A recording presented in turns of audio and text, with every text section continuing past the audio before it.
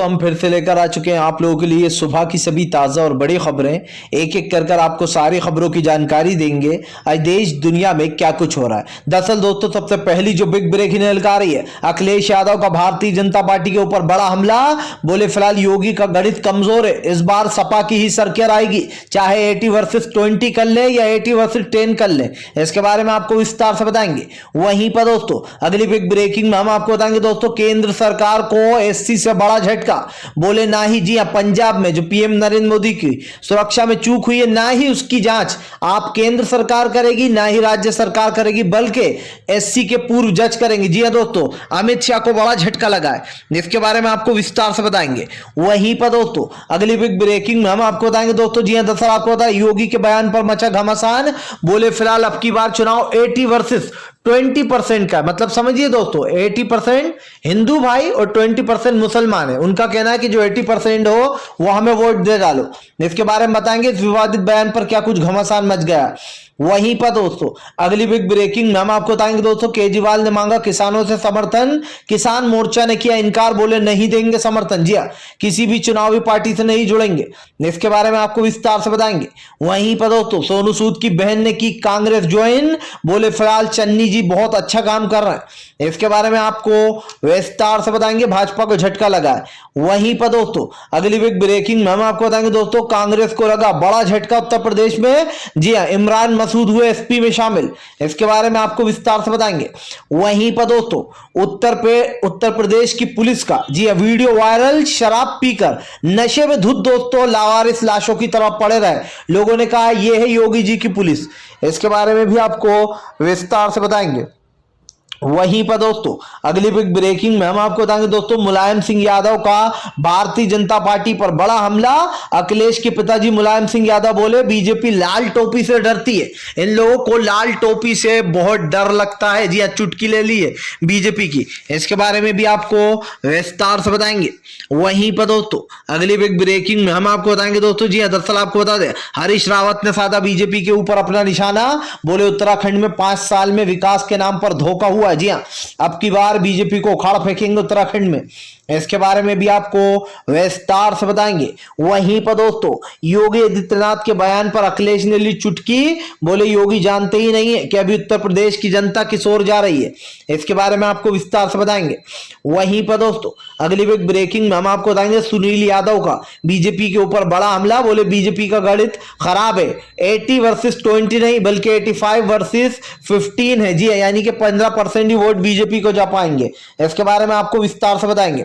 वहीं पर दोस्तों बिहार में पप्पू यादव का नीतीश और बीजेपी के ऊपर बड़ा हमला। बोले फिलहाल बीजेपी और नीतीश ने मिलकर दोनों ने बेड़ा गर्क कर दिया। जी बिहार का गरीबी सबसे चरम सीमा पर। इसके बारे में भी आपको विस्तार से बताएंगे। तो सारी खबरें दोस्तों एक एक कर देंगे। फिलहाल चलिए बढ़ते हैं सबसे पहली और सबसे बड़ी खबर की ओर। दरअसल दोस्तों आपको बता दें, राहुल गांधी का केंद्र सरकार पर बड़ा हमला। बोले फिलहाल ये अच्छा वक्त है जी नफरत की राजनीति को हराने का। दरअसल दोस्तों आपको बता दें, राहुल गांधी ने प्रधानमंत्री नरेंद्र मोदी पर फिर से एक बार हमला बोल दिया। राहुल गांधी ने दोस्तों ट्वीट करते हुए लिखा कि यह अच्छा मौका है नफरत को हराने का। दरअसल दोस्तों राहुल गांधी जो है वो उस मुद्दे की बात कर रहे हैं जिसमें बीजेपी मास्टरमाइंड है। लगातार दोस्तों देश में हिंदू मुसलमान करना और जिस तरीके से विवादित बयान दिए जा रहे हैं चुनाव को लेकर, उसको लेकर अब राहुल गांधी ने केंद्र सरकार को घेर लिया। राहुल गांधी ने ट्वीट करते हुए लिखा कि यह अच्छा मौका है नफरत को हराने का। दोस्तों राहुल गांधी ने बेसिकली उन 5 राज्यों को कवर किया जिन 5 राज्यों में चुनाव आने वाले हैं। आप जानते हैं दोस्तों कि चुनाव जो है वो बेसिकली फरवरी से शुरू हो जाएंगे, एक तरीके 10 फरवरी से। और कहीं ना कहीं दोस्तों चुनाव को लेकर राहुल गांधी ने बड़ी बात बोल दी है। राहुल ने कहा कि जो लोग हिंदू मुसलमान कर रहे हैं, जो लोग आरएसएस वाले नफरत फैला रहे हैं, नफरत की राजनीति कर रहे हैं, जो लोग धर्म और जात के नाम पर लोगों को बांटकर उनको लड़वा रहे हैं सिर्फ अपनी राजनीति के लिए, उनको हराने का यह सही मौका है। राहुल गांधी ने कहा कि देश की जनता अच्छे से जानती है आज देश का क्या हाल हो चुका है। अगर बात की जाए देश की, तो देश में लगातार महंगाई, गरीबी और बेरोजगारी चरम सीमा पर आ गई है। राहुल गांधी ने कहा कि देश की जनता अच्छे से जानती है कि उसके साथ इस वक्त किस तरीके का व्यवहार किया जा रहा है। हम ये नहीं कहते कि हम सही काम का ये सरकार जो है सही काम नहीं कर रही, लेकिन ये सरकार किस तरीके से नफरत फैला रही है देश में, ये आपने देखा। राहुल ने कहा कि लोगों को सिर्फ धोखा देने के अलावा इस सरकार ने कुछ नहीं किया। जी हाँ, पिछले 8 सालों में मोदी जी ने कोई विकास नहीं किया। अगर इन्होंने विकास किया होता तो विकास के नाम पर ही कुछ ना कुछ बताते, लेकिन दोस्तों इस सरकार के पास समझिए दूसरों का विकास चुराकर तो ये लोग अपने एडों में लगाते हैं, और ये इनके पास विकास के नाम पर सिर्फ 0 बटा सन्नाटा ही है। राहुल गांधी ने बेसिकली दोस्तों सरकार और जनता को यह समझाने की कोशिश की है कि अब की बार बीजेपी बुरी तरीके से होने मुंह गिरेगी जगह जगह राज्यों में। फिलहाल खैर चलिए हम बढ़ते हैं दोस्तों एक और अगली बिग ब्रेकिंग की तरफ। बता दोस्तों अगली जो बड़ी खबर निकल कर आ रही है, दरअसल दोस्तों आपको बता दें सुप्रीम कोर्ट से भारतीय जनता पार्टी को बड़ा झटका। बोले केंद्र सरकार की जी हाँ निष्पक्षता में नहीं होगी निष्पक्षता जांच। दरअसल दोस्तों केंद्र सरकार को एससी ने फटकार लगा दी है। एससी का कहना है कि ना ही आप जो है यहाँ पर पीएम मोदी की चूक पर अब जो है तफ्तीश करोगे, गठन बनाओगे, ना ही जो है राज्य सरकार इस पर जो है यहाँ पर तफ्तीश करेगी। अब जो है पूर्व एससी के पूर्व जज जो है दोस्तों वो इस मामले को जो है पूरी तरीके देखेंगे और देखेंगे कि क्या सच में नरेंद्र मोदी की जान को कोई खतरा था या फिर ये महज दोस्तों एक जुमला और एक नाटक था चुनाव से पहले। जाहिर सी बात है दोस्तों पूरी दुनिया को दिखाई दे रहा है कि नरेंद्र मोदी जहां पर खड़े थे वहां पर कोई नारेबाजी नहीं हुई। उनसे कम से कम दोस्तों 3 से 4 1 किलोमीटर की दूरी पर वो लोग खड़े होंगे, और 1 किलोमीटर की दूरी पर जो लोग खड़े होकर विरोध कर रहे थे दोस्तों उसमें से कई लोग बीजेपी के निकले, उनके पास बीजेपी का झंडा तक था। अब आप समझिए दोस्तों इसी को लेकर सुप्रीम कोर्ट ने बीजेपी को बड़ा झटका दे दिया। आप समझिए दोस्तों जिस 50 किलोमीटर का जो दायरा आता है वो बीएसएफ के जवानों के पास आता है, और बीएसएफ के जवान किसके अंडर में आते हैं दोस्तों, केंद्र सरकार के अंडर में। यानी कि जहां पर मोदी जी का विरोध हो रहा था वो एरिया पूरा केंद्र सरकार के अंडर में था। तो केंद्र सरकार कैसे कह सकती है कि हम प्रधानमंत्री नरेंद्र मोदी की चूक की जो है यहाँ पर हम करेंगे तफ्तीश, हम देखेंगे कि क्या हुआ है। इसीलिए दोस्तों सुप्रीम कोर्ट ने सोचा कि निष्पक्ष जांच नहीं हो पाएगी, ये लोग जानबूझकर राज्य सरकार पर थोपेंगे। राज्य सरकार जो है वो भी उसको भी नहीं करने दी दोस्तों जांच। जाहिर सी बात है अब एससी के पूर्व जज करेंगे, लेकिन जज ऐसे होना चाहिए दोस्तों जो कहीं ना कहीं बीजेपी से उनके तार ना जुड़े, वरना आप समझते हैं कि जांच कैसी होगी। फिलहाल खैर चलिए हम बढ़ते हैं दोस्तों और अगली बिग ब्रेकिंग की तरफ। बता दोस्तों अगली जो बड़ी खबर निकल कर आ रही योगी के बयान पर दोस्तों अखिलेश का पलटवार। बोले 80% वर्सेस 20 नहीं बल्कि 85 वर्सेस 15 है। दरअसल दोस्तों कल एक योगी आदित्यनाथ ने एक विवादित बयान दे दिया, उस बयान के ऊपर घमासान मच गया है। योगी आदित्यनाथ ने कहा कि फिलहाल वोट सीधा साफ है, यानी कि चुनाव साफ है, 80 वर्सेस 20% के बीच में चुनाव है। अब आप सोच रहे होंगे ये 80% 20 क्या है। समझिए दोस्तों 80% जो भारत में हमारे हिंदू भाई हैं, सभी जानते हैं कि हिंदू भाइयों की संख्या ज्यादा है, लेकिन वो ये नहीं जानते कि उसमें किसान भी हैं, उसमें दोस्तों दलित भी हैं, उसमें जो है यहाँ पर ठाकुर भी हैं, उसमें जो है ब्राह्मण भी हैं, कई जाते हैं। तो योगी पहले तो ये भूल जाए कि 80 वर्सेस 20 है, क्योंकि ऐसा बिल्कुल नहीं है। अखिलेश ने कहा कि योगी सरकार कहती है कि 80 वर्सेस 20 साफ है चुनाव का रिजल्ट, हमें वोट दो 80% हिंदू और 20% ही मुसलमान है, किसी और को जिता नहीं पाएंगे। बेसिकली उनका ये कहना था। लेकिन दोस्तों लगता है योगी आदित्यनाथ ये भूल गए हैं कि जो बंगाल था वहां पर भी यही वाला खेल था भाई, 80 वर्सेस 20 ही था। लेकिन क्या हुआ, मोदी जी औंधे मुंह गिरे, और ऐसे गिरे कि संभलना मुश्किल हो गया। अखिलेश यादव ने बड़ा हमला बोलते हुए कहा कि बीजेपी पहले एक बात समझ ले कि 80 वर्सेस 20 नहीं है बल्कि 85 वर्सेस 15 है। 15 मतलब दोस्तों 85% वर्सेस 15 है, यानी कि 15 है। इसको लेकर अखिलेश ने कहा कि उसमें किसान भी है, उसमें ब्राह्मण भी है, उसमें दलित समाज भी है, और ये वही लोग हैं जो बीजेपी का विरोध कर रहा है। अखिलेश यादव ने कहा कि इस बार सब लोग सपा के साथ खड़े हुए हैं, इस देश का किसान तक सपा के साथ है, तो फिर बीजेपी ये तो भूल ही जाए। जी आप समझिए दोस्तों जाट एक तरफ हो गए, जो किसान समाज है वो एक तरफ हो गया। जाहिर सी बात है दोस्तों देश में जिस तरीके की नफरत फैला रही है बीजेपी, इस नफरत को काटने के लिए अखिलेश यादव जैसा इंसान ही चाहिए। अखिलेश जिस तरीके से दोस्तों ममता बनर्जी की तरह कमर बांध कर उतरे हैं, इससे साफ दिखाई दे रहा है कि बीजेपी के होश उड़ गए। बीजेपी को डर लग रहा है कि उसने पिछले 5 सालों में कोई विकास नहीं किया है, विकास के नाम पर सिर्फ और सिर्फ लोगों को ठगा है। जाहिर सी बात है उत्तर प्रदेश की राजनीति में एक भूचाल तब आ गया दोस्तों जब आप देश में इस तरीके का एक माहौल देखते हैं, एक प्रोपेगेंडा देखते हैं, तो आपको लगता है कि देश में एक अलग ही तरीके की राजनीति चल रही है। अगर प्रधानमंत्री नरेंद्र मोदी या गृह मंत्री अमित शाह या योगी ये कहते हैं कि हमने 5 साल में बहुत विकास कर दिया है, तो यकीन मानिए दोस्तों ये महज एक झूठ से ज्यादा और कुछ नहीं है। अगर आप उत्तर प्रदेश की हालत देखेंगे तो आपको पता चलेगा कि इस वक्त उत्तर प्रदेश की हालत क्या है। बीजेपी अपने काम करती है, आम जनता अपने कामों में लगी है। जाहिर सी बात है, आप देश की जनता को जो ज्ञान बांट रहा हो वो ज्ञान पहले आपको खुद ले लेना चाहिए, उसके बाद आपको देश को ज्ञान देना चाहिए। फिलहाल खैर चलिए हम बढ़ते हैं दोस्तों एक और अगली बिग ब्रेकिंग की तरफ। बता दोस्तों अगली जो बड़ी खबर निकल कर आ रही जी। दरअसल दोस्तों आपको बता सोनू सूद की बहन बनी कांग्रेसी, मच गया हड़कंप। जी हाँ दोस्तों, दरअसल दोस्तों सोनू सूद की बहन को लेकर सब लोग ये कयास लगा रहे थे कि हो सकता है सोनू सूद की जो बहन है वो आम आदमी पार्टी के साथ जाए, यानी कि आम आदमी पार्टी में शामिल हो। लेकिन दोस्तों अब सोनू सूद की बहन ने कहीं ना कहीं बीजेपी को बड़ा झटका दे दिया है, क्योंकि अब सोनू सूद की बहन जो है दोस्तों कांग्रेस में जाकर शामिल हो गई हैं। हालांकि यही माना जा रहा था कि वो केजरीवाल की पार्टी यानी कि आम आदमी पार्टी में शामिल हो सकती है, लेकिन दोस्तों सोनू सूद की बहन ने कांग्रेस को चुना। जाहिर सी बात है दोस्तों, प्रियंका गांधी ने सोनू सूद की काफी तारीफ की थी। अब सोनू सूद ने अपनी बहन को एक राजनीतिक राह दे दी है। जाहिर सी बात है दोस्तों, पंजाब की राजनीति में अब उछाल आने वाला है। जिस तरीके से पंजाब की राजनीति आगे चल रही है दोस्तों, ये बात तो साफ हो जाती है कि पंजाब में बीजेपी को एक बड़ा झटका तो लग चुका है कि उसकी सरकार तो आ नहीं रही है। पंजाब में आएगी तो कांग्रेस ही दोस्तों फिर से, और ये हम नहीं कहते, ये दोस्तों ओपिनियन पोल बता रहा है। आपको बता दूं दोस्तों, सोनू सूद की बहन ने कहा कि हम कांग्रेस में इसलिए शामिल हुए हैं क्योंकि चन्नी जी बहुत अच्छा काम कर रहे हैं। अच्छे काम के साथ साथ दोस्तों सोनू सूद की पॉपुलैरिटी भी काफी ज्यादा है। आप समझ सकते हैं उन्होंने देश के लोगों के लिए काफी काम किया है। एनजीओ चलाकर सोनू सूद ने कई लोगों को दवाइयां पहुंचाई, कई लोगों को पैसे से मदद की, कई लोगों को काम दिलवाया। तो सोनू सूद की बहुत इज्जत भी है दोस्तों कहीं ना कहीं एक तरीके देखा जाए तो।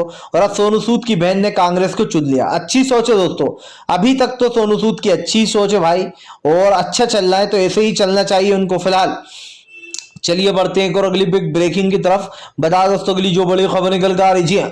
दरअसल दोस्तों आपको बता दें, अब जो है यहाँ पर कांग्रेस में शामिल हो गए हैं दोस्तों, आपको बता दें बीजेपी के 2 नेता। दरअसल दोस्तों आपको बता दें उत्तर प्रदेश की राजनीति में भूचाल आ रहा है। जहां एक तरफ सपा में बीजेपी के नेता शामिल हो रहा है, तो वहीं दूसरी तरफ दोस्तों अब कांग्रेस का ऐलान है कि फिलहाल उनकी पार्टी में जल्दी बीजेपी के 2 नेता शामिल होने वाले। और ये ऐसे वैसे नहीं दोस्तों, कोई दिग्गज नेता। आपको बता दूं दोस्तों, इससे पहले भी सपा ने बीजेपी के दिग्गज नेता को उड़ा लिया था, और यही बात है दोस्तों जो अब बीजेपी को ये बड़ा झटका लगने वाला है। फिलहाल चलिए हम बढ़ते हैं दोस्तों एक और अगली बिग ब्रेकिंग की तरफ। बता दोस्तों, जिस उत्तर प्रदेश पुलिस का योगी आदित्यनाथ ढोल बजाते फिरते हैं, जिस उत्तर प्रदेश की पुलिस को दोस्तों योगी आदित्यनाथ कहते हैं कि हमारे यहाँ पर क्राइम का नामो निशान मिट गया है। उत्तर प्रदेश की पुलिस क्राइम को मिटाती चली जा रही है। लेकिन दोस्तों योगी आदित्यनाथ को खुद ही शर्म आ जाएगी। एक ऐसा वीडियो आया है सामने जिसमें दोस्तों उत्तर प्रदेश की पुलिस की न सिर्फ पोल खुल गई है, बल्कि योगी सरकार के मुंह पर करारा तमाचा पड़ा है। क्यों पड़ा है चलिए आपको बताते हैं दोस्तों। आपको बता दें ये उत्तर प्रदेश की पुलिस है जो दारू पीकर टल्ली होकर दोस्तों देसी शराब अड्डे पर पड़ी हुई है। बताइए आप दोस्तों, ये है उत्तर प्रदेश की पुलिस, ये करेगी उत्तर प्रदेश की रक्षा और वहां की महिलाओं की रक्षा।